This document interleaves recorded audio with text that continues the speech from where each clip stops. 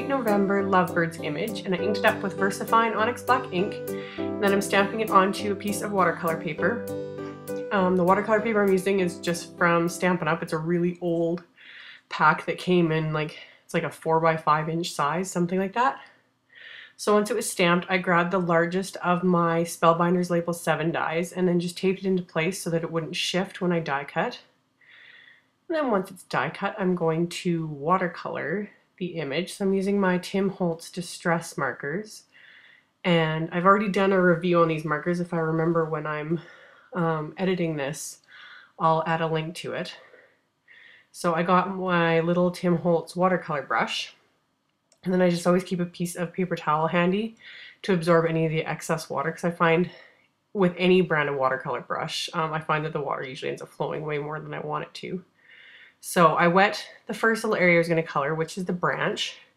And then once it was wet, I used the Vintage Photo Distress marker and just drew a little bit along the bottom edges of the branch.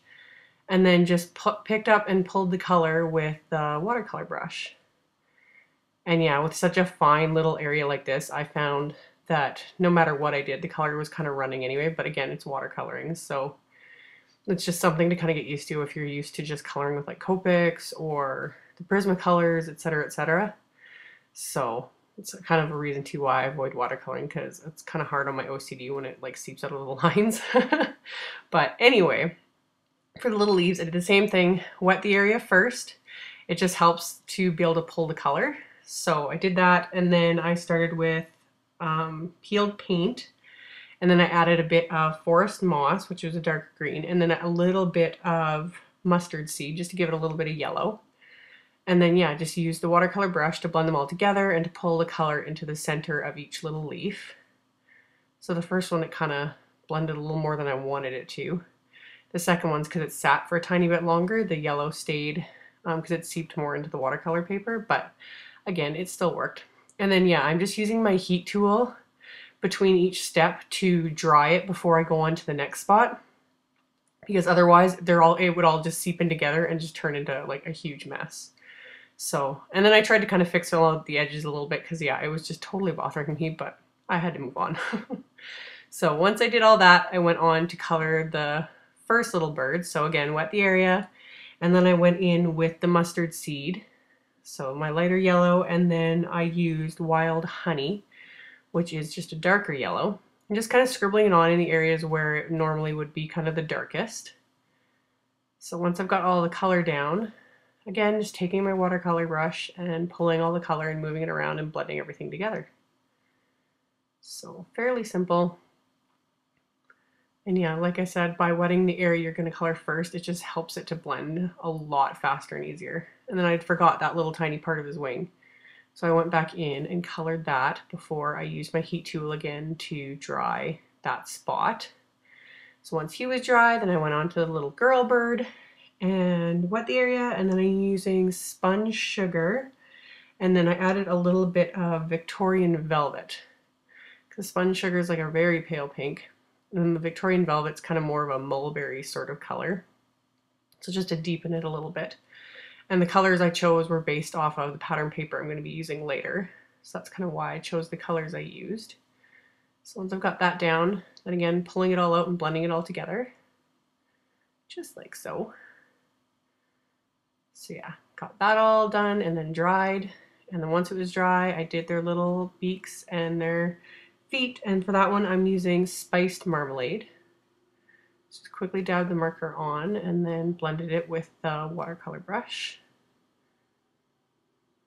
And then that's all done. So then the longest part of this whole image, and for most of it I was totally off camera, I grabbed a larger watercolor brush that I had on hand and dampened the whole background of this image.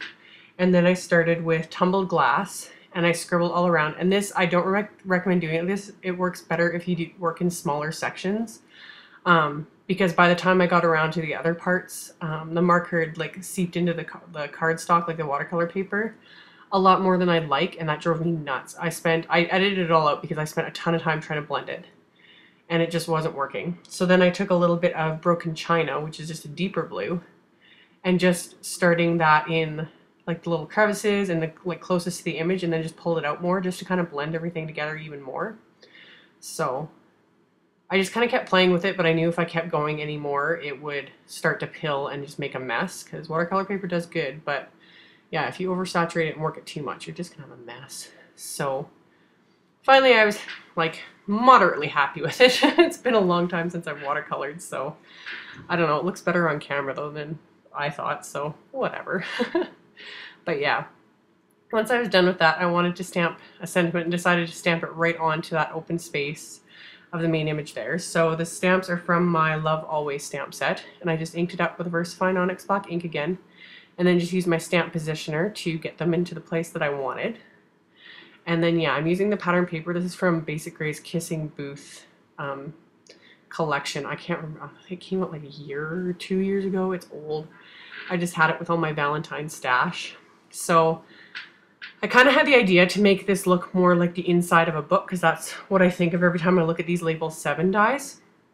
So I kind of had an idea in the back of my head to actually stitch that piece to the card front. So I wanted a piece of ribbon because I was planning on tying a bow, and I didn't want to adhere everything down. I didn't want any adhesive in the center of it because it'll catch on the stitching. So I just took a couple pieces of tape to hold the ribbon down so that I'm not trying to hold too much at once. And then yeah, I just used my little sewing machine. And this part was actually a little bit nerve-wracking because you get one shot at this and you can totally wreck it. But I just did it and went with it, and it worked, thank goodness, and I didn't do it totally crooked.